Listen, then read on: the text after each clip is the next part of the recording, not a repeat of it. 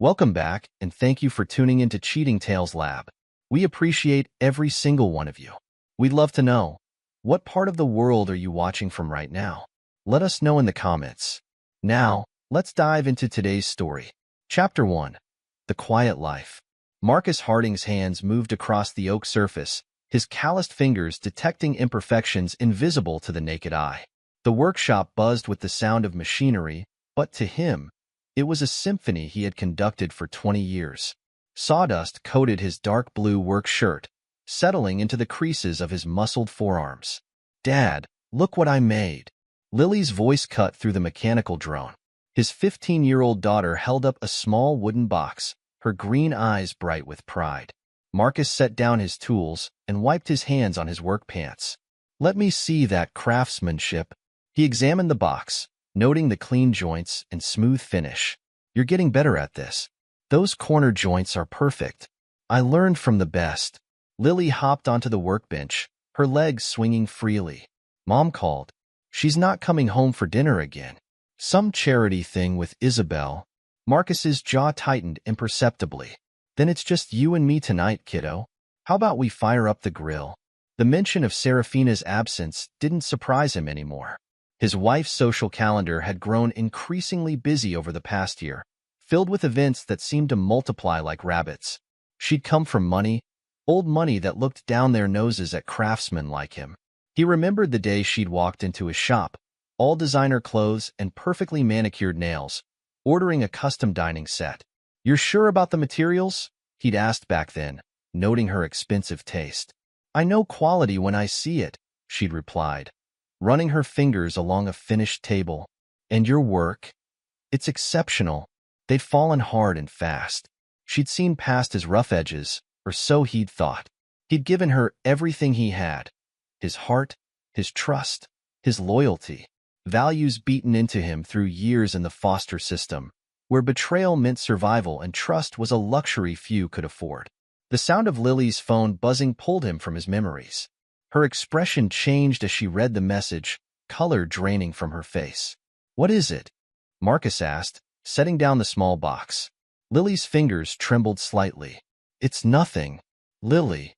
His voice carried the weight of authority, tempered by concern. She hesitated, then turned the phone toward him. On the screen was a group chat message. "OMG, just saw Mrs. Harding at La Maison with Rex Vance. They looked pretty cozy face with open mouth." Marcus's expression remained neutral, but something dark stirred behind his eyes. "Who's Rex Vance?" "He's that real estate developer. The one who's always in the local news?" "Mom mentioned him at dinner last month." Lily's voice was small. "Dad." "It's probably business-related," Marcus said, but his mind was already cataloging the signs he'd ignored. The late nights, the new clothes, the distant looks. "What if it's not?" Lily asked, her voice cracking. Marcus placed his hands on her shoulders, his grip firm but gentle. "Then we handle it. Together. Like we always do." He pulled her into a hug, his large frame dwarfing hers. Over her head, his expression hardened into something dangerous, a glimpse of the man he used to be before this quiet life. Later that night, after Lily had gone to bed, Marcus sat in his workshop, a glass of whiskey untouched beside him. He pulled out his phone and opened social media, something he rarely did. There it was. A photo from 2 weeks ago at a charity gala. Serafina, radiant in a red dress, standing next to a tall man with perfectly styled hair and an expensive suit. Rex Vance. The caption read, "Oakhaven's finest supporting children's education." Marcus zoomed in on their body language, the slight lean toward each other, the familiar way Rex's hand rested near Serafina's waist. His fingers tightened around the phone until his knuckles turned white. The next morning, Serafina breezed into the kitchen as Marcus prepared breakfast. She wore yoga pants and a designer top, her blonde hair perfectly styled despite the early hour. "Marcus, we need to talk about what Lily saw," she said, pouring herself a coffee. He cracked eggs into a pan, his movements controlled. "Do we? It's not what you think. Rex and I were discussing the community center project. Isabel and others were there too." She touched his arm. "You know how small towns talk." Marcus turned to face her, his dark eyes studying her face. Were they? Serafina's smile faltered slightly. Of course. Don't be paranoid, darling. It doesn't suit you. He noted the slight tremor in her hand as she lifted her coffee cup, the way she wouldn't quite meet his eyes. In the foster homes, he'd learned to read people's tells, to spot the lies before they became knives in his back. You're right, he said, his voice deliberately calm. Small towns do talk. Relief crossed her face too quickly. Exactly. Now, I have a lunch meeting, but I'll be home for dinner tonight. As she left, Marcus watched her through the window, noting how she checked her phone immediately upon entering her car. His hands, still strong from years of working wood, gripped the counter edge. He'd built this life from nothing, crafted it as carefully as his finest pieces. If someone was trying to break it apart, they'd learn why he'd earned the nickname, the Hammer, long before he became a craftsman. The morning passed in a blur of work orders and deliveries. Marcus lost himself in the rhythm of his craft, letting the familiar motions soothe the rage simmering beneath his surface. Around noon, his phone buzzed with a text from Daniel, the Anvil Hayes. Saw something you should know about. Stop by the garage when you can. Marcus arrived at Anvil's garage 30 minutes later. Daniel was under a car, rock music blaring from speakers in the corner. He rolled out when he heard Marcus's boots on the concrete. Brother, Daniel said, wiping his hands on a rag. His muscled frame spoke of his military days, and his eyes held the same hardness as Marcus's. Saw your wife's car at the Golden Oak Hotel yesterday.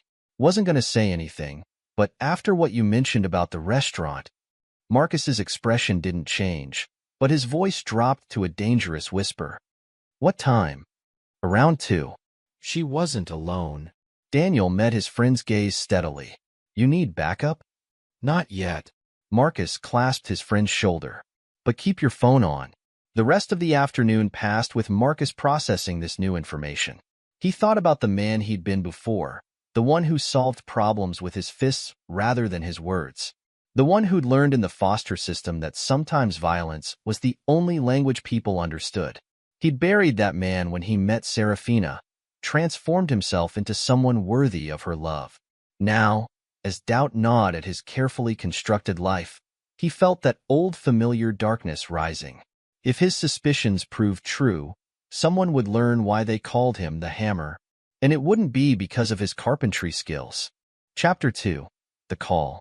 Marcus stood in his workshop, sanding down a piece of walnut that would become part of a custom bedroom set. The rhythmic motion helped quiet his mind, but the tension in his shoulders betrayed his unease. The conversation with Serafina that morning had left him unsettled, her excuses too practiced, too smooth. His phone rang, Lily's ringtone cutting through his thoughts. He grabbed it, noting the time, 2:15 p.m. She should be in class. Lily? What's wrong? Her voice came through trembling, thick with tears. Dad, Mom's boyfriend is here. Marcus's hand froze on the sandpaper. What? He said you're not coming back and that he's my new dad. A crash echoed in the background, followed by male laughter. He tried to touch me, but I kicked him. Now he's smashing things and saying he'll teach me to obey. The sandpaper crumpled in Marcus's fist. Where are you? In my room. I locked the door. Another crash, closer this time. He's laughing and saying you're too weak to stop him. Listen to me very carefully. Marcus's voice turned to steel. Stay in your room. Lock the door. Do not open it for anyone but me. I'm coming. He ended the call and moved with deadly purpose to the back of his workshop. Behind a false panel, wrapped in oiled cloth, lay his grandfather's shotgun. He'd kept it as a reminder of the man who'd taught him that protection of family came before all else. The drive home was a blur of controlled rage. Marcus's knuckles whitened on the steering wheel as memories from his past surfaced. Foster homes where the strong preyed on the weak, where men like Rex Vance thought they could take whatever they wanted. He pulled into his driveway, noting Serafina's car and an expensive SUV he didn't recognize. The front door was ajar, and through it, he could hear Rex's voice. Come out, little girl. Daddy's home. Marcus entered silently, the shotgun held low but ready. The living room was a mess of broken furniture and scattered belongings. Serafina stood near the stairs, her face pale. Marcus, she gasped. This isn't what it looks like. He ignored her, his focus on the man at the top of the stairs. Rex Vance, in his $1,000 suit, turned at the sound of Serafina's voice. His handsome face split into a mocking grin. Well, if it isn't the carpenter. Come to see how a real man handles things. Rex spread his arms wide. Your wife's been telling me all about how inadequate you are. Marcus took the stairs 2 at a time, his movements fluid and predatory. Rex's grin faltered as he realized the man approaching him wasn't the passive craftsman he'd expected. Marcus, please. Serafina called from below. Let's talk about this. Rex backed up, his bravado cracking. Now, hold on. This is all a misunderstanding. Marcus's voice, when it came, was terrifyingly quiet. You touched my daughter. I didn't. I was just playing around. Rex's back hit the wall. Serafina, tell him. But Marcus wasn't listening anymore.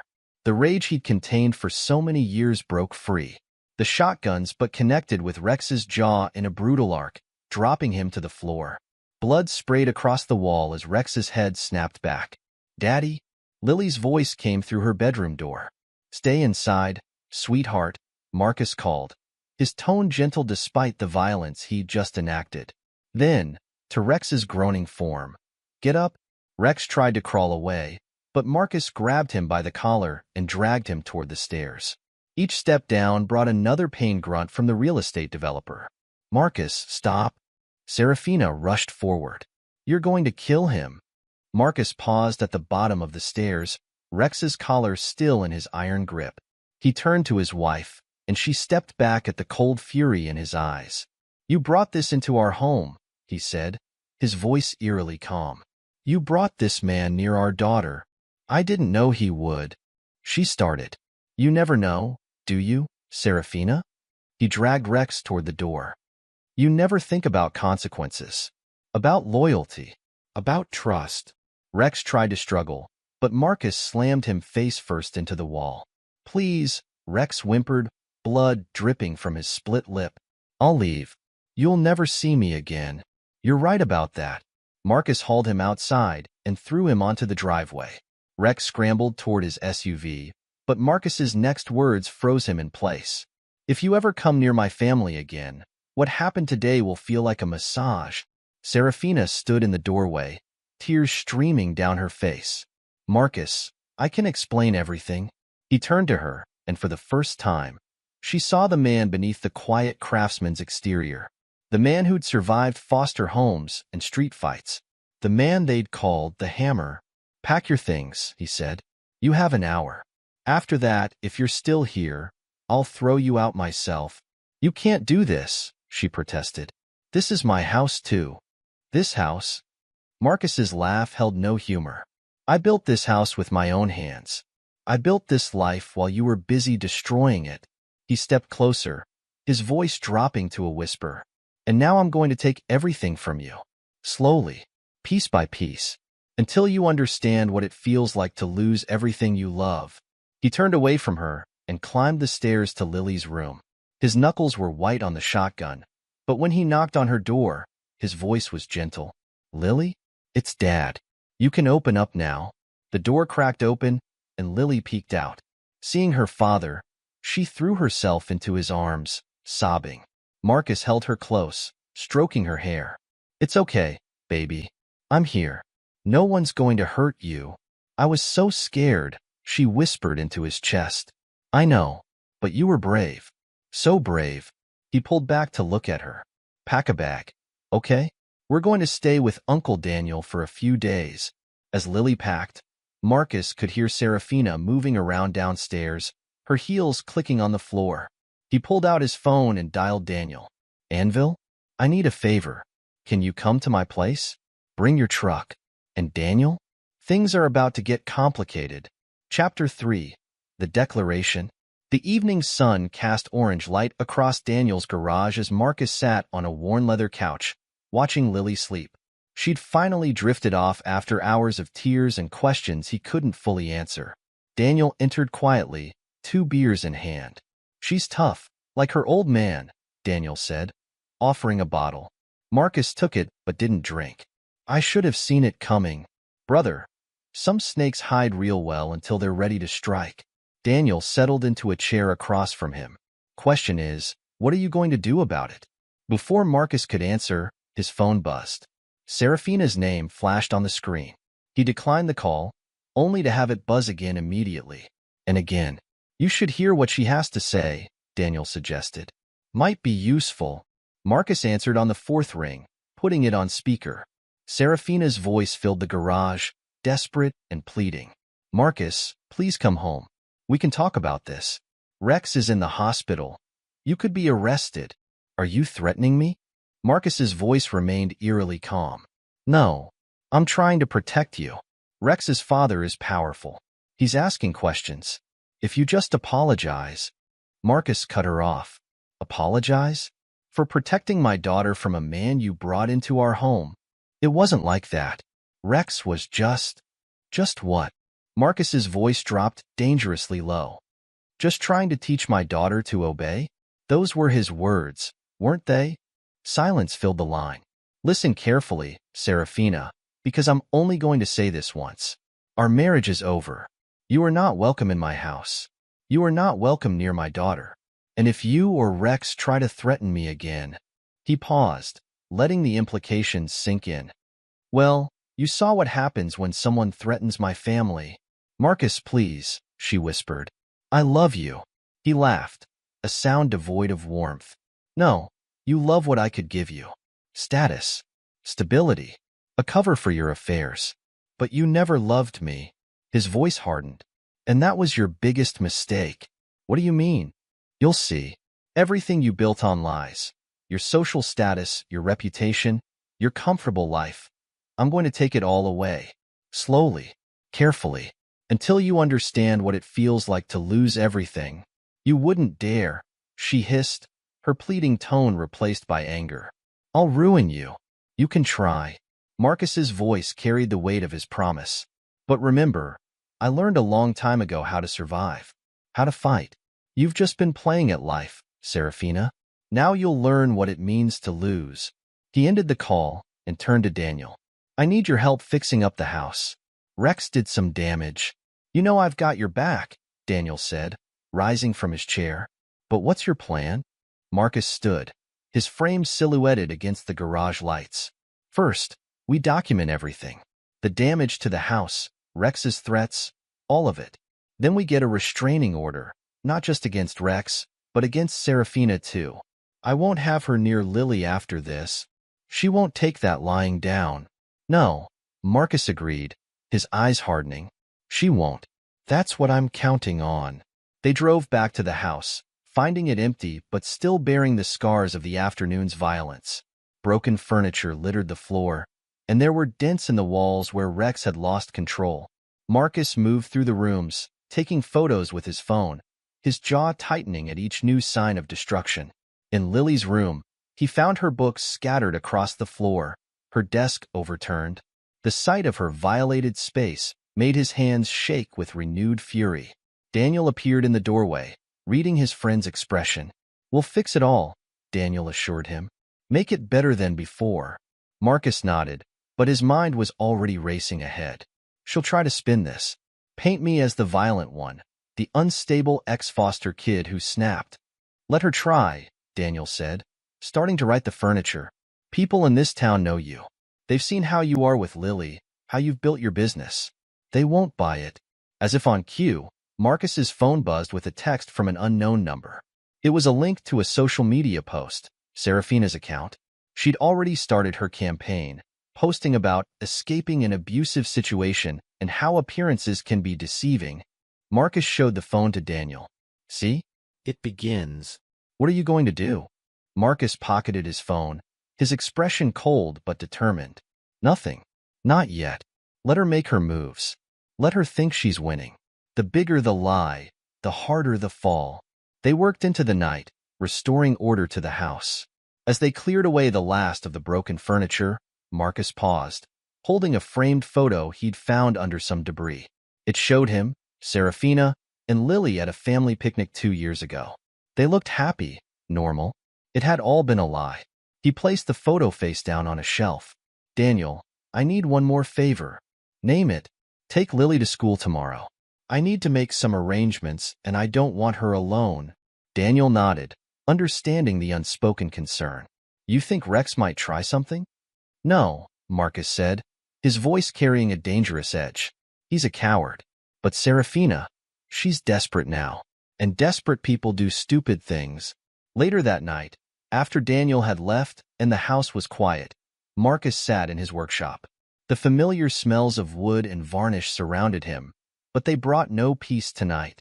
He pulled out his phone and began making notes, names, dates, connections.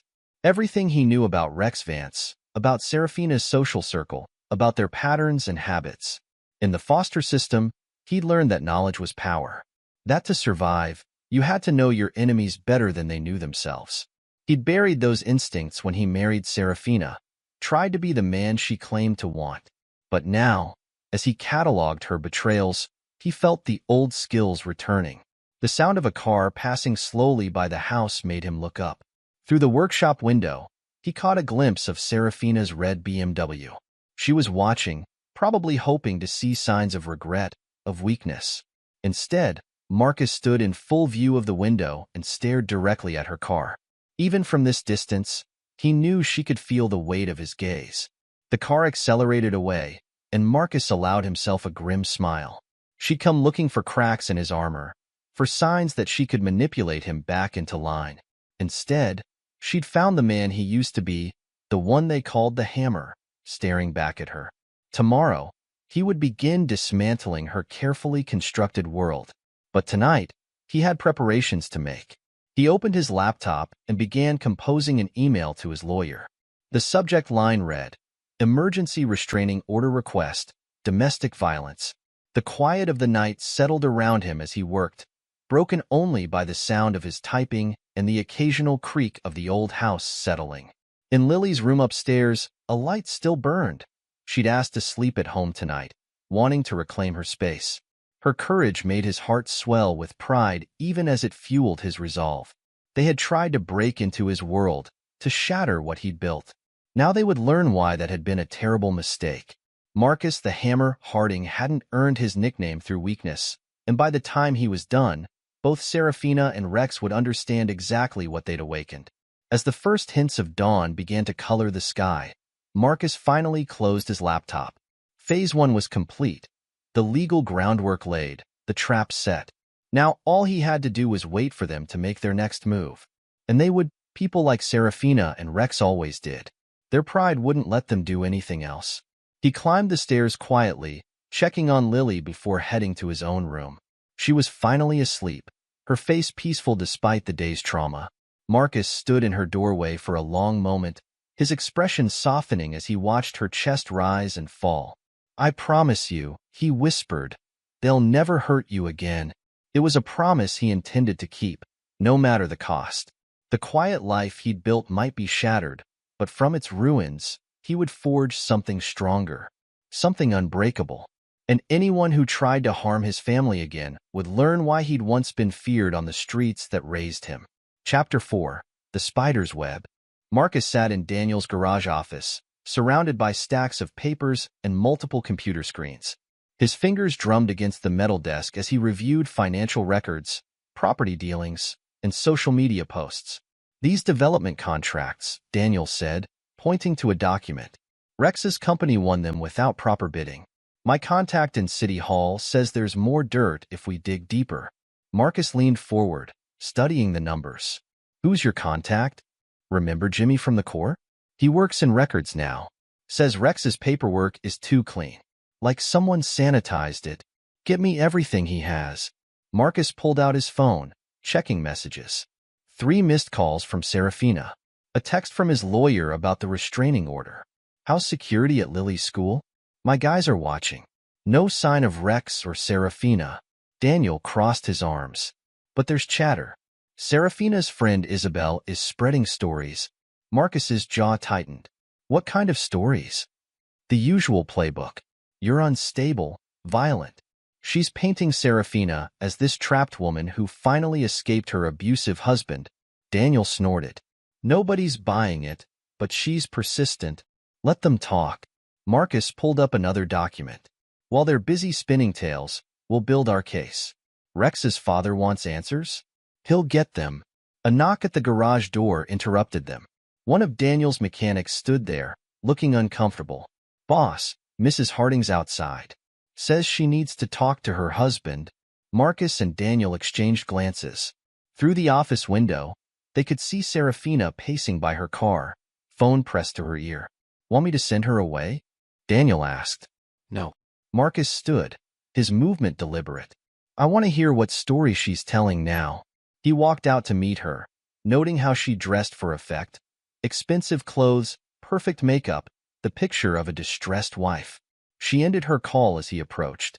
Marcus, she said, voice trembling. Rex's father is asking questions. He's threatening to involve the police. Is that why you're here? To warn me? His voice carried no emotion. Or to threaten me? I'm trying to help you. She stepped closer, reaching for his arm. He moved back, and she flinched at the coldness in his eyes. Rex's father has connections. He could ruin you, like you tried to ruin our daughter? Serafina's composure cracked. That wasn't my fault. I didn't know Rex would. You never know, do you? Marcus's voice dropped lower. You didn't know he was violent. Didn't know he'd threaten a child. Tell me, what do you know? I know you're angry, she said, attempting to regain control. But think about your business, your reputation. If you back off now, we can handle this quietly. Marcus laughed, a sound that made her step back. My reputation? You mean the one your friend Isabel is trying to destroy? He moved closer, his presence intimidating despite his calm tone. Here's what's going to happen. You're going to call off your attack dog. Stop the rumors. Or I start sharing the truth. All of it. You wouldn't dare. It would hurt your precious reputation too. The difference is, I don't care about reputation. I care about justice. He pulled out his phone, showing her a document. Remember this development deal? The one Rex pushed through without proper bidding? I wonder what the DA would think about those numbers. The color drained from Serafina's face. How did you? I learned a lot in foster care. Like how to spot a con, how to gather evidence, how to be patient. He pocketed his phone. You and Rex played your game with other people's lives. Now you'll learn what happens when someone plays back. Marcus, please, she whispered, her mask crumbling. We can fix this. No, we can't. But I can fix what you broke. He turned to leave, then paused. Oh, and Serafina? Tell Isabel that if one more rumor about me surfaces, I'll start sharing what I know about her husband's offshore accounts. He walked away, leaving her staring after him. Inside the garage, Daniel waited. She'll run straight to Rex, Daniel said. Good. Marcus picked up his jacket. Let them panic. Desperate people make mistakes. Later that evening, Marcus received a text from an unknown number.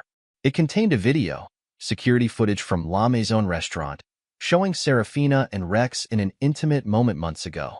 Another text followed. There's more where this came from. Thought you might want to know what else they've been hiding. Marcus forwarded the video to his lawyer, then dialed Daniel. We've got another player in the game. Someone's sharing proof of their affair.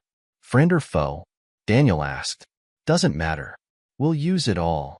Marcus opened his laptop, beginning a new document. Time to show them what real revenge looks like.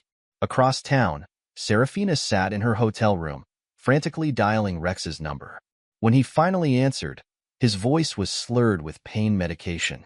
They're digging into the contracts, she said without preamble. Marcus knows about the bidding process. Impossible, Rex groaned. Those records were cleaned. Well, he has them. And he's not stopping there. She paced the room. Your father's pressure isn't working. If anything, it's making him more determined. Then we push harder, Rex said.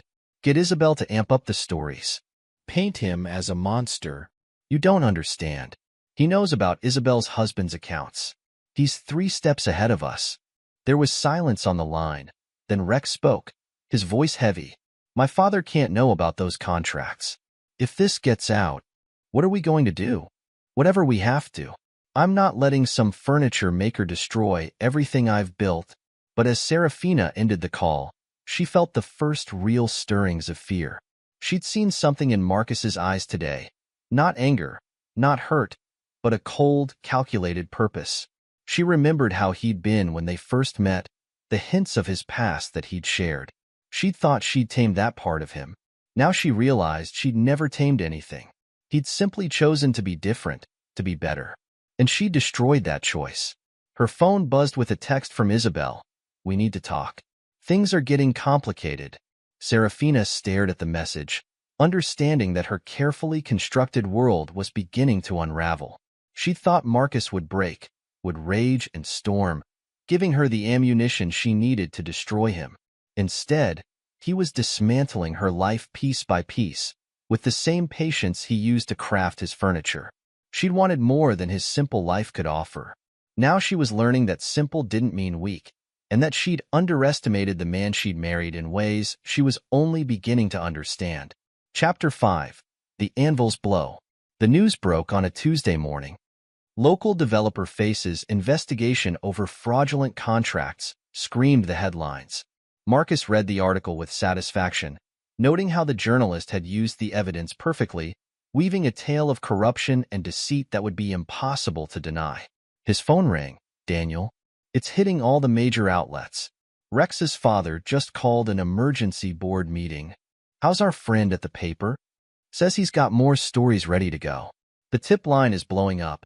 Seems like everyone has a Rex Vance story they want to share." Marcus checked his email, finding a message from his lawyer. The restraining order had been granted, not just against Rex, but against Serafina as well. The evidence of Rex's violence, combined with Serafina's enabling of it, had convinced the judge. "Mr. Harding?" His secretary's voice came through the intercom.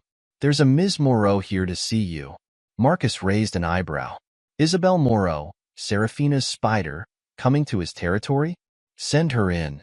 Isabel entered his office with less than her usual confidence. Her designer outfit and perfect makeup couldn't hide the worry in her eyes. "Ms. Moreau," Marcus gestured to a chair. "What brings the president of the Oakhaven Social Club to my humble workshop?" "You know why I'm here." She sat, arranging herself carefully. "Things have gotten out of hand." "Have they? I thought this was what you wanted. Drama, scandal, something to gossip about over lunch." Isabel's facade cracked slightly. "This isn't a game, Marcus. Rex's father is involving his lawyers. There's talk of criminal charges. Funny how consequences work, isn't it?" Marcus leaned back in his chair. "Actions have them. Even yours. I never meant to help a man who attacked my daughter, to spread lies about abuse, to try to destroy my reputation." His voice remained calm, but his eyes blazed. "Which part didn't you mean, Isabel?"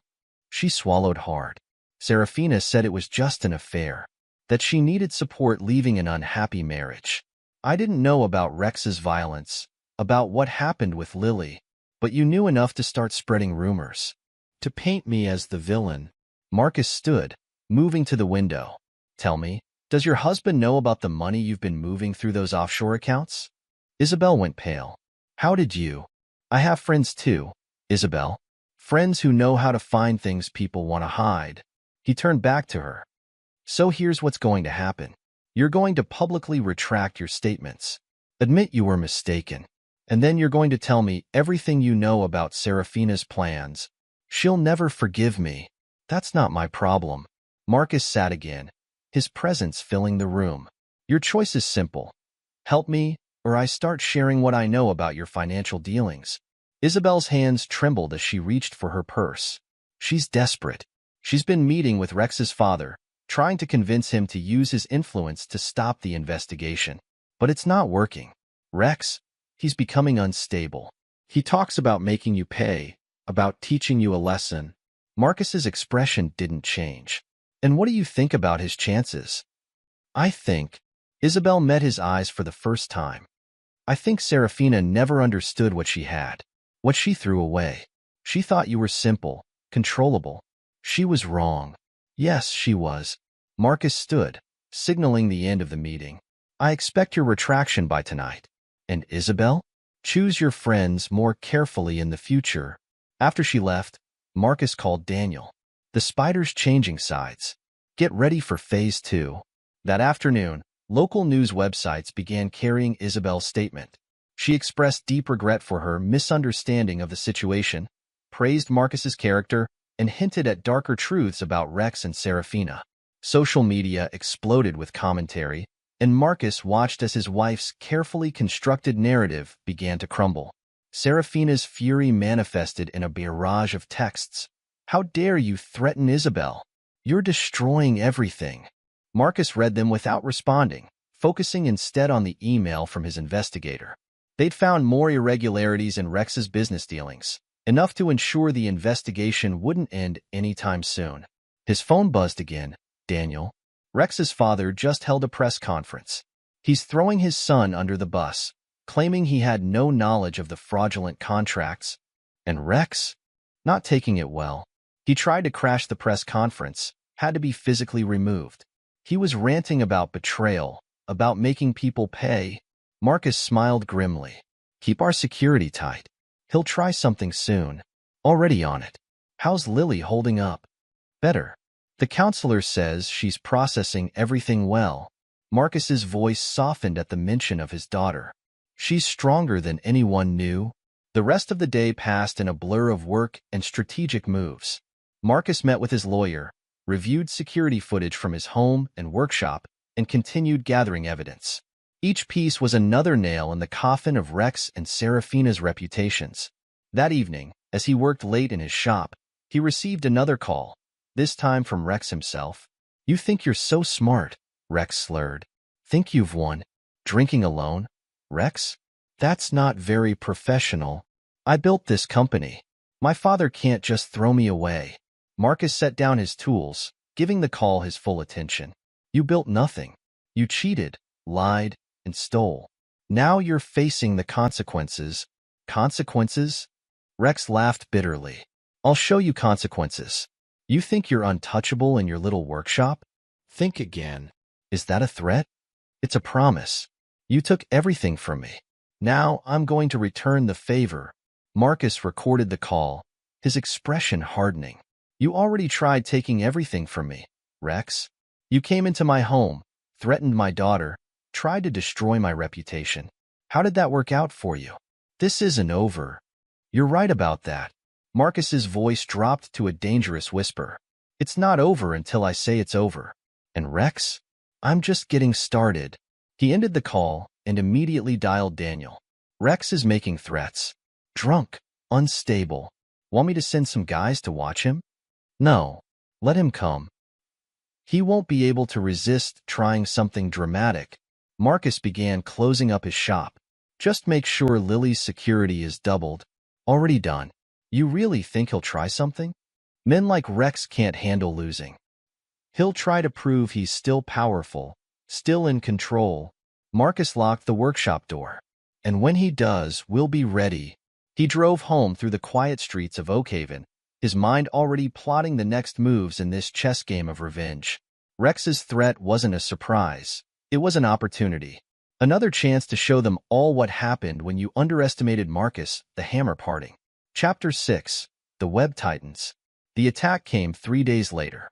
Marcus was working late, as he had been every night since Rex's threat. The workshop was quiet except for the sound of his tools and the radio playing softly in the background. The first indication something was wrong was the power cutting out, plunging the workshop into darkness. Marcus didn't move, didn't call out. He'd been expecting this. Heavy footsteps approached from multiple directions, at least 3 men, trying to be stealthy but unfamiliar with the layout of the shop. Marcus moved silently between the workbenches, his feet finding the path through years of muscle memory. "Check the office," a rough voice whispered. "Boss says he's usually there." Marcus allowed himself a small smile in the darkness. Rex had hired professionals, but they'd made a crucial mistake. They'd come to his territory, his workshop, where he knew every inch of space by touch alone. The beam of a flashlight cut through the darkness, sweeping past where Marcus stood. He counted the footsteps, tracking their positions. One man moved toward the office, another toward the storage room. The third was approaching Marcus's position. The flashlight beam swung around again, and Marcus moved. His fist connected with the first man's throat, cutting off any warning he might have given. As the man dropped, Marcus caught the flashlight before it hit the ground. "Jimmy?" One of the others called softly. "You good?" Marcus clicked the flashlight once, their apparent signal. Footsteps approached, and he waited until the second man was almost on top of him before striking. This one went down with a muffled grunt, but it was enough to alert the third man. "We've got company." The last attacker opened fire, bullets splintering wood where Marcus had been seconds before. Marcus moved through his workshop like a ghost, using the familiar obstacles to his advantage. He heard the attacker's rapid breathing, the shuffle of uncertain feet. This one was scared now, realizing something had gone wrong. "Where are you?" the man demanded, gun sweeping wildly. "Right here." Marcus's voice came from behind him. Before the man could turn, Marcus had him in a chokehold. "Tell Rex he'll have to do better than this." The man struggled, then went limp in Marcus's grip. Marcus held on for a few more seconds before letting him slump to the floor. Light flooded the workshop as Daniel flipped the power back on. He stood in the doorway, phone in hand. "Got it all on camera," Daniel said, stepping over one of the unconscious men. "Police are 3 minutes out." Marcus nodded, surveying the scene. "Check their phones. I want to know who hired them." They worked quickly, gathering evidence. The men carried no ID, but their phones told the story. Text messages from a burner number, payment details, instructions for the hit. Police sirens wailed in the distance as Daniel held up one of the phones. "Look at this. They were supposed to rough you up. Take pictures. Make it look like you attacked them first." "Rex getting desperate," Marcus said, his voice cold. "Trying to paint me as the violent one." The police arrived, and Marcus gave his statement. Security footage from Daniel's hidden cameras showed the entire attack, leaving no doubt about who was the victim and who were the aggressors. As the police led the attackers away, Detective Sarah Chun pulled Marcus aside. "Mr. Harding, this is the second incident involving you and Rex Vance. Want to tell me what's really going on?" "Check their employment records," Marcus suggested, "and maybe look into who's been paying them." The detective's eyes narrowed. "You seem very calm for someone who just survived an attack." "I'm a simple man, detective. I just want to protect my family and run my business." Simple men don't usually have professional security systems and military-grade surveillance. She gestured toward Daniel's cameras. "Or friends with tactical training." Marcus met her gaze steadily. "In my experience, detective, it's better to be prepared." After the police left, Daniel helped Marcus clean up the workshop. "Rex won't take this well," Daniel said, righting an overturned workbench. "No, he won't." Marcus picked up a splintered piece of wood, part of a custom order he'd been working on. "But he just gave us exactly what we needed." The next morning, Marcus sat in his lawyer's office, reviewing the police report. James Morrison, his attorney, spread photos across his desk. "This is perfect," Morrison said. "With the restraining order already in place, this attack proves Rex is escalating. We can push for criminal charges." "What about his father's influence?" Morrison smiled. "That's the beauty of it. The old man's already distancing himself from Rex. He won't risk his reputation by interfering." Marcus's phone buzzed, a message from Serafina. "This has to stop. Please, before someone gets hurt." He showed the message to Morrison. "Add this to the evidence file. Shows she knows about Rex's plans." "You're really going to take them both down, aren't you?" "They brought violence into my home," Marcus said simply. "Threatened my daughter. Actions have consequences." Later that day, Marcus received an unexpected visitor. Isabel Morrow returned, looking even more distressed than during her last visit. "I have something you need to see." She placed a USB drive on his desk. "Serafina? She's been recording her conversations with Rex, planning how to destroy you. But this latest attack, it's gone too far." Marcus picked up the drive. "Why are you giving me this?" "Because I was wrong about you." "About her?" Isabel wrapped her arms around herself. "What they're doing, it's not right. And I want no part of it." Marcus studied her for a moment. "There's no going back from this, Isabel. Serafina will know you betrayed her." "I know." She stood straighter. "But I have to live with myself." After she left, Marcus reviewed the recordings. Serafina's voice, cold and calculating, discussing ways to ruin him. Rex's drunken rants about making him pay. Plans, schemes, manipulations, all laid bare. He called Daniel. Get these to Detective Chan. And call Morrison. We're ready for the final phase. You sure about this? Daniel asked. Once we pull this trigger, they had their chances to back off, Marcus said. Time to end this. The next day, Marcus drove to Serafina's hotel. She met him in the lobby, her usual poise shaken by the dark circles under her eyes. Come to gloat? She asked. No. Came to give you one last chance. He placed a document on the table between them. Sign the divorce papers. Walk away. Take what's left of your reputation and disappear. Or what? Or tomorrow, everything comes out. The affair, the fraud, your part in Rex's attack. He stood. Your choice. You'd really destroy me? After everything we had? Marcus looked at her, seeing not the woman he'd loved but the manipulator she'd always been. You destroyed us the moment you chose him over our family. I'm just finishing what you started. He left her there, staring at the papers. In his car, he called Morrison. Be ready. Whatever she chooses, tomorrow we release everything. It'll be nuclear, Morrison warned. No going back. Good. Marcus started his car. Sometimes the only way forward is through the fire. He drove home to Lily, to their quiet dinner together, to the peace of his workshop. Tomorrow would bring chaos, but tonight, he could take satisfaction in knowing that justice was coming. The hammer was about to strike one final time, and this blow would shatter everything Rex and Serafina had built on their foundation of lies. Chapter 7. The Final Stand. Lily sat at her desk, trying to focus on homework when the text arrived. I need to see you. Please. Your mother loves you. Mom. She showed the message to Marcus, who stood at her doorway. She won't stop, will she? No, Marcus said, his voice gentle but firm. But it's your choice if you want to see her. Lily stared at the message. I want to know why. Why she let him hurt me. Marcus's jaw tightened, but he nodded. Then meet her.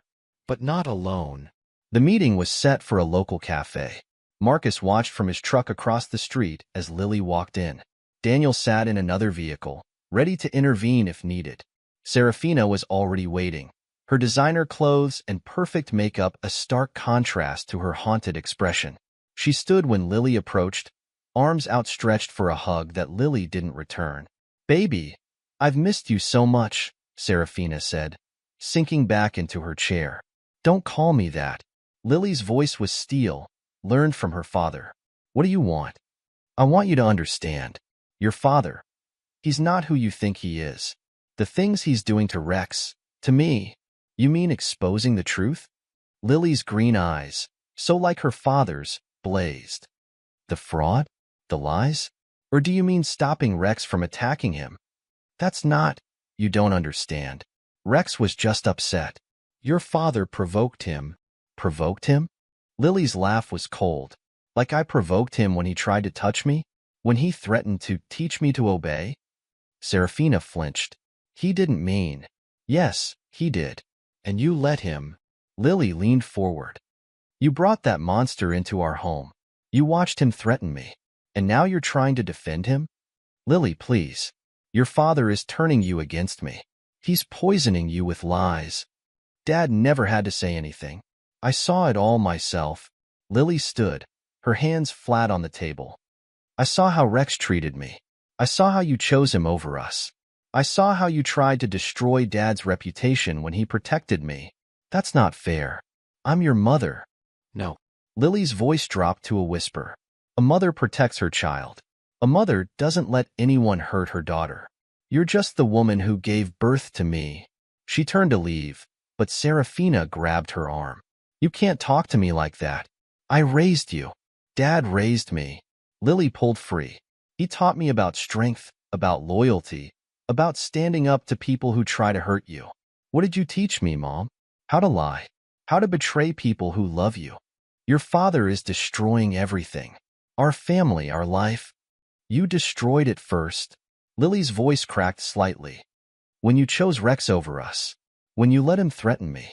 When you tried to ruin Dad for protecting me. Serafina's face hardened. You're just like him. Cold. Unforgiving. Thank you. Lily smiled, and in that moment, she looked exactly like Marcus. That's the nicest thing you've ever said to me. She walked out, leaving Serafina staring after her. Outside, she climbed into Marcus's truck, tears finally falling. You okay? He asked softly. She tried to make me hate you. Lily wiped her eyes. Said you were destroying everything. Marcus started the engine. What do you think? I think. Lily straightened in her seat. I think she never knew you at all. The real you. The one who builds things, who protects people. Before Marcus could respond, his phone buzzed. Daniel's voice came through. Rex just pulled up. He's heading into the cafe. Marcus watched through the windshield as Rex stormed into the cafe, his expensive suit wrinkled, his face flushed with rage. Through the window, they could see him confronting Serafina, his gestures wild and threatening. Stay here, Marcus ordered, reaching for his door handle. Dad, no. Lily grabbed his arm. He's trying to provoke you, to make you look violent in public. Marcus paused, studying the scene.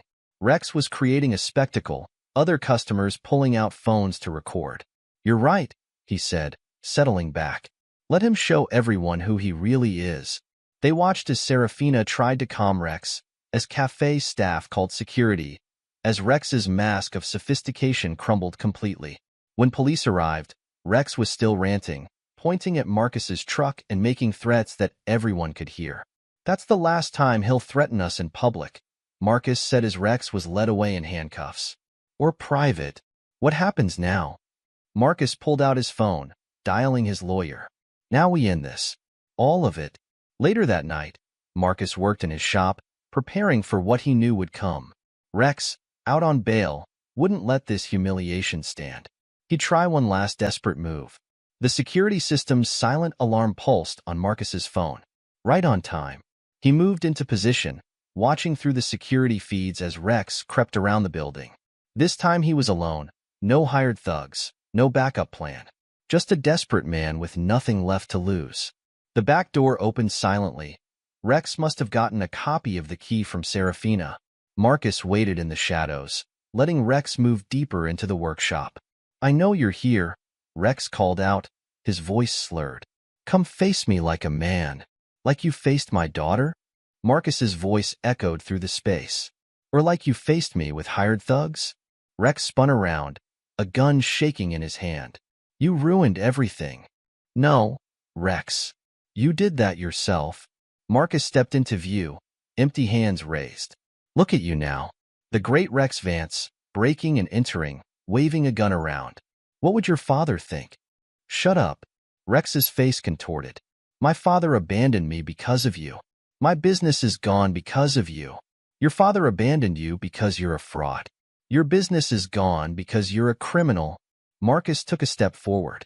And now you're here, proving everything I said about you was true. The gun wavered. Stay back. Or what? You'll shoot me? Add murder to your charges? Another step. Go ahead. Show everyone exactly who you are. Rex's finger tightened on the trigger, but Marcus was already moving. The gun went off, the bullet splintering wood as Marcus closed the distance. His fist connected with Rex's jaw, sending him stumbling backward. The gun clattered away as Rex swung wildly, his businessman's hands no match for Marcus's calloused fists. Each punch was precise, calculated, breaking down Rex's defense until he slumped against a workbench. Please, Rex gasped, blood streaming from his nose. Don't kill me. Marcus picked up the gun, emptied the clip. I'm not going to kill you, Rex. I'm going to let you live. Live to see everything you built turn to dust.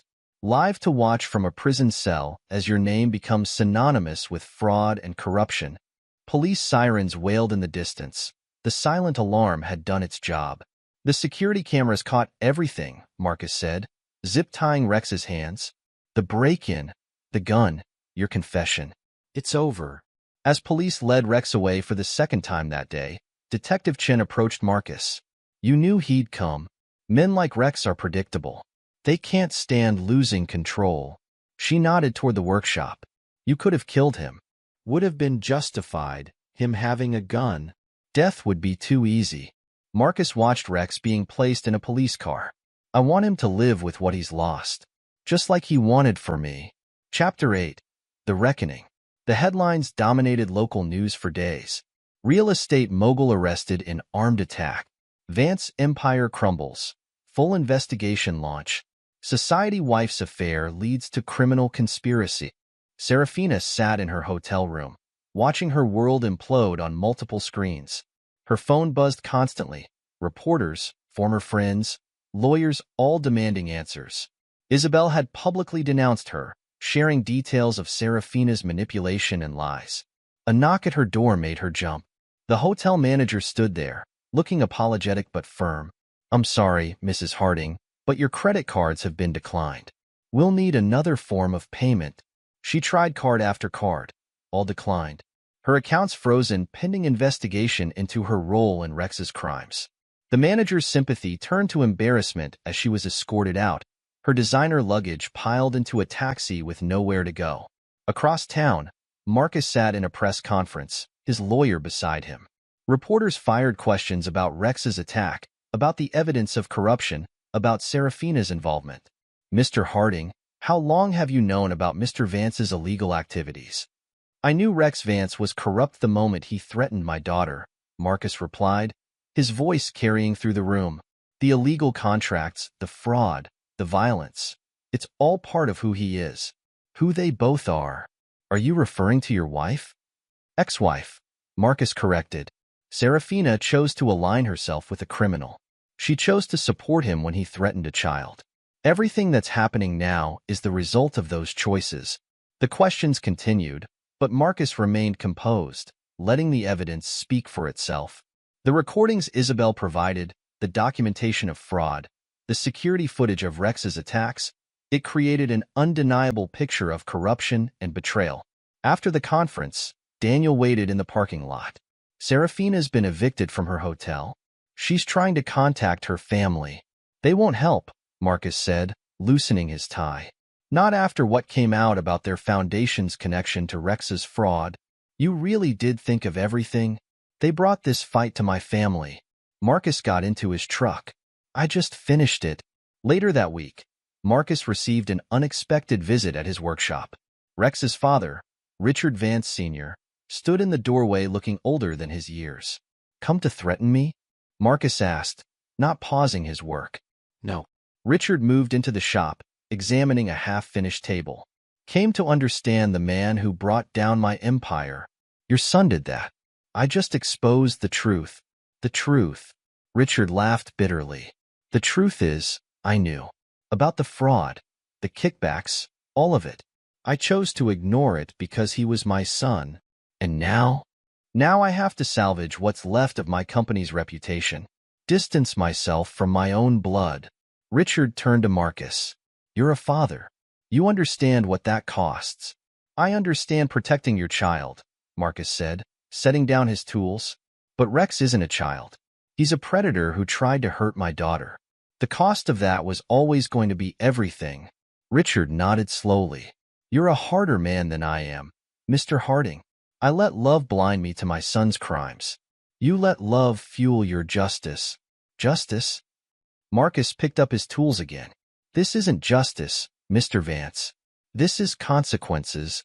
After Richard left, Marcus checked his phone. A text from his lawyer showed Serafina's latest attempt to salvage her reputation. A tearful interview claiming she was also Rex's victim.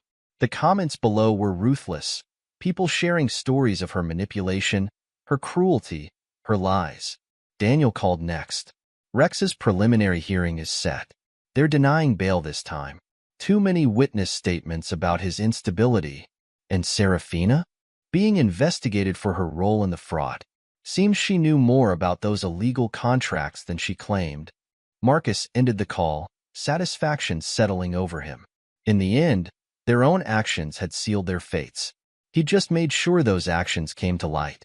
Lily found him later, working on a new piece. "I saw Mom's interview. And she's still lying." Lily ran her hand over the smooth wood. "Still trying to make herself the victim. Some people never change." "But we did," Lily said thoughtfully. We're stronger now. Marcus looked at his daughter, no longer the frightened girl who'd called him that day, but a young woman who'd learned to face hard truths. Yes, he agreed. We are. Chapter 9. The New Dawn. Weeks passed, turning to months. Rex's trial made headlines, each day bringing new revelations of corruption and violence. He sat in court, the polish and charm stripped away, revealing the hollow man beneath. Serafina's social circle collapsed entirely. No more galas, no more charity boards, no more influential friends. Her attempts to rebuild her reputation failed as more people came forward with stories of her manipulation and deceit. Marcus focused on his work, on his daughter, on the simple life that had once seemed insufficient to his ex-wife. His business thrived, built on the reputation for honesty and craftsmanship that even Serafina's lies couldn't tarnish. One evening, as he and Lily worked together in the shop, she asked, "Do you ever regret it? Taking them down so completely?" Marcus considered the question, running his hand along the grain of a piece of oak. "Do you remember what I taught you about working with wood? That you have to respect its nature. Work with its strength, not against it. People are the same. Rex and your mother showed us who they really were. I just made sure everyone else could see it too." Lily nodded, understanding in her eyes. "Like revealing the grain in the wood. You didn't change it, you just brought out what was already there." "Exactly." Marcus watched her work, pride filling his chest. "They chose their path. All I did was make sure they walked it to the end." The legal proceedings concluded with Rex facing years in prison for fraud, assault, and attempted murder. His father's company survived, but the Vance name became synonymous with corruption in Oakhaven. Serafina left town quietly, her attempts to salvage her reputation in ruins. The last Marcus heard, she'd moved across the country, trying to rebuild her life among strangers who didn't know her past.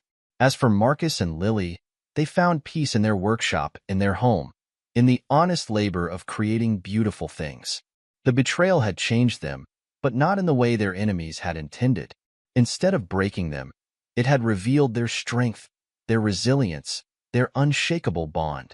One day, a customer examined a finished piece in Marcus's showroom. "I heard about what happened," she said. "About your ex-wife and that developer. Must have been hard, going through that." Marcus ran his hand along the table he'd crafted, feeling the strength in the wood. "Life's like furniture," he said. "The strongest pieces are the ones that have been tested. You just have to know how to work with what you're given." The customer nodded, understanding the deeper meaning. "And now? Now we build something new?" Marcus looked through the window to where Lily worked in the shop, her movements sure and confident. Something better. He'd learned that revenge, properly executed, wasn't about violence or rage. It was about patience, about understanding the nature of your opponents, about letting them reveal their true selves to the world. In the end, Marcus, the hammer Harding, hadn't needed to destroy Rex and Serafina. He'd simply created the conditions for them to destroy themselves, their own actions becoming the instrument of their downfall. As he worked in his shop each day, creating beauty from raw wood, he knew he'd chosen the right path. Not just for justice, not just for revenge, but for the future he and Lily would build together. A future built on strength, on truth, on the unshakable foundation of trust between father and daughter. Epilogue. 5 years later, Marcus stood in his expanded workshop, now triple the size of his original space, watching a group of apprentices work under Lily's supervision.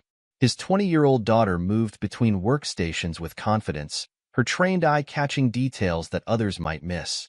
"The grain pattern needs to flow naturally," she instructed one young worker. "Remember what my father taught us. We don't force the wood, we reveal its character." Marcus smiled, pride warming his chest.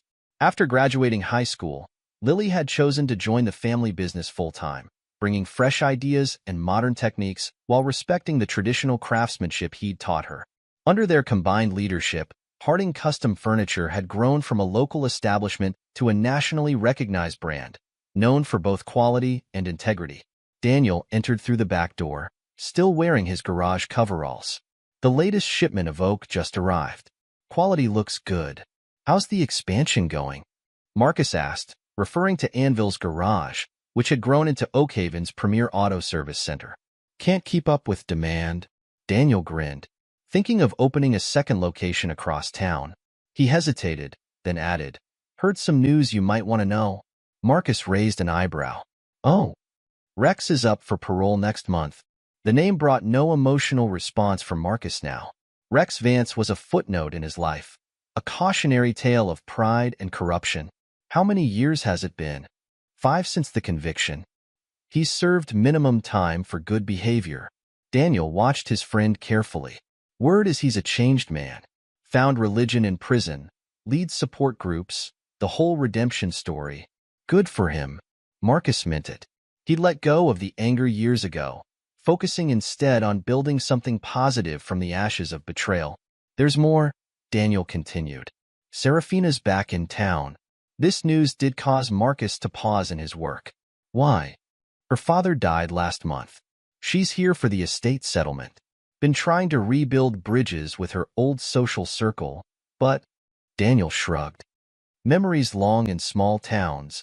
Marcus nodded, returning to his work. 5 years had changed everything. The scandal that had rocked Oakhaven had faded into local legend, a story people told about pride and consequences. Rex's father had retired, passing his reformed company to new leadership. Isabel Morrow had divorced her husband after the offshore account scandal, reinventing herself as an advocate for financial transparency in charitable organizations. Dad, Lily approached, wiping sawdust from her hands. The Johnson Commission is ready for final approval. Want to take a look? They walked together to a magnificent dining set that dominated one corner of the workshop. Lily had designed it herself, incorporating elements of her father's style while adding her own modern touches. Beautiful work, Marcus said, running his hand along the table's edge.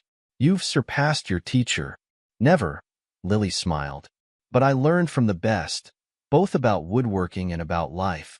Later that evening, as Marcus locked up the workshop, he spotted a familiar figure across the street.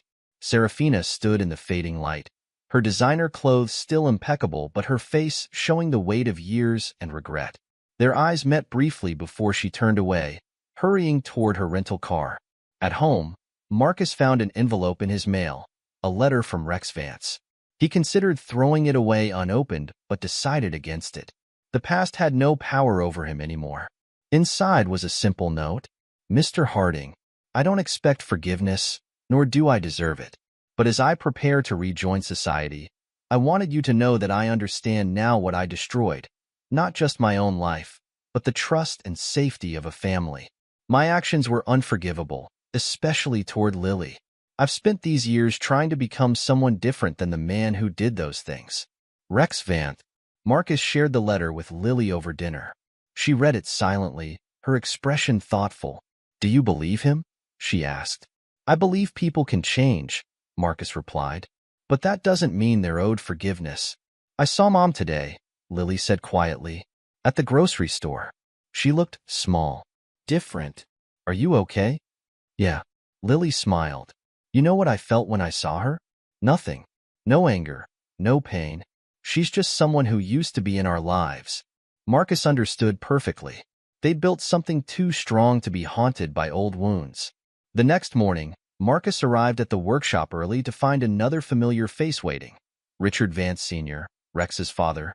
Been following your company's growth, the older man said without preamble. You've built something impressive here. What do you want, Richard? Rex's parole hearing is next month. He's asked about making amends. No. Marcus's voice was firm but not unkind. Whatever redemption Rex is seeking, he needs to find it without involving my family. Richard nodded, seeming to expect this answer. You know, I never thanked you. For what? For stopping him. For exposing everything. If you hadn't, Richard sighed. He might have destroyed himself completely. Prison? It gave him boundaries, consequences. Things I never did. After Richard left, Marcus worked on a special project, a hope chest he was creating for Lily's upcoming wedding. She'd met James, a local architect, 2 years ago.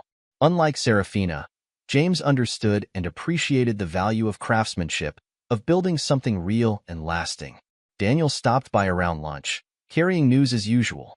Serafina tried to join the hospital charity board. They turned her down flat.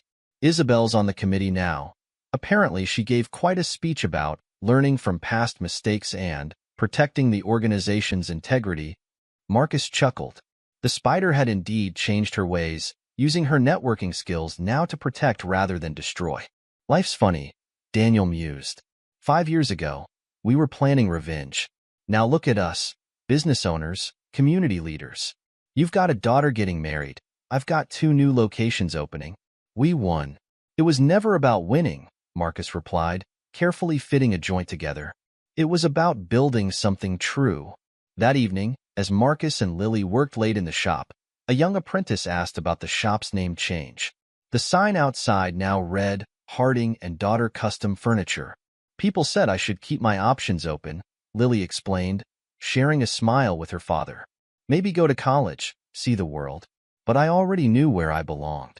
This isn't just a business. It's a legacy of honesty, of quality, of doing things right. Marcus watched his daughter demonstrate a complex joinery technique to the apprentice, her movements sure and confident. She'd taken the lessons of their darkest time and built something beautiful from them, just as they did with raw wood. The next week brought an invitation to speak at the local business college about entrepreneurship and ethics. Marcus had become something of a local legend, not for the scandal, but for how he'd handled it. Students wanted to hear about maintaining integrity in the face of adversity, about building a business on principles rather than just profit. During the lecture, a student asked about forgiveness and second chances in business. Forgiveness is personal, Marcus answered. But trust? Trust is earned through actions, not words. The same principles apply whether you're crafting furniture or rebuilding a reputation. You can't cut corners, can't fake quality. People see through that eventually. After the lecture, Marcus drove past the old Vance building, now housing a tech startup. Rex's empire had crumbled, but something new and potentially better had grown in its place. It was the way of things, destruction and renewal, breaking down and building up. At home, he found Lily reviewing wedding plans. The ceremony would be held in the workshop, her choice, surrounded by the tools and creations that had shaped their lives. James and I want to build our own furniture, she announced. For our home. Together. Marcus nodded, understanding the symbolism. I'll teach him. If he's willing to learn. He is. Lily smiled. He says he wants to understand what makes us who we are. Not just the craftsmanship, but the principles behind it. Later that night, Marcus sat in his workshop alone, working on Lily's hope chest. Each piece of wood was carefully chosen, each joint perfectly fitted. It would be his wedding gift to her. Not just a beautiful piece of furniture, but a symbol of everything they'd built together. He thought about the changes 5 years had brought. Rex finding purpose in prison. Serafina learning to live with the consequences of her choices. Isabel redirecting her talents toward positive ends. Even Richard Vance, finally facing his role in his son's downfall. But the most important changes were closer to home. His relationship with Lily had grown stronger through adversity. Their business had flourished, built on a foundation of trust and quality. They'd taken the worst life could throw at them and crafted something beautiful from it. The hope chest was nearly complete. Marcus ran his hands over the smooth wood, feeling the strength in its joints, the character in its grain. Like their lives, it was something built to last, something that would grow more beautiful with time and care. Next week, Rex's parole hearing would happen. Serafina would eventually leave town again. Life would go on. But here in his workshop, with the evidence of his life's work surrounding him, Marcus knew he'd chosen the right path. Not the path of endless revenge, but the path of building something better from the wreckage of betrayal. The hope chest would hold Lily's treasures, just as their workshop held their shared legacy. A legacy not of bitterness or revenge, but of creation, of growth, of turning raw materials into something fine and lasting. As Marcus added the final touches to the chest, he reflected on the lesson he'd learned and taught. True strength isn't in destroying things, but in building them. Not in holding on to anger, but in crafting something too beautiful for anger to touch. The workshop lights glowed warm against the evening darkness, and inside, Marcus Harding continued his life's work, not just shaping wood, but shaping a legacy of integrity, craftsmanship, and unshakable bonds. The past had tried to break them, but instead, it had only revealed their true grain, their essential character, strong and beautiful and built to last. This is where our story comes to an end. Share your thoughts in the comments section. Thanks for your time. If you enjoy this story, please subscribe to this channel. Click on the video you see on the screen, and I will see you there.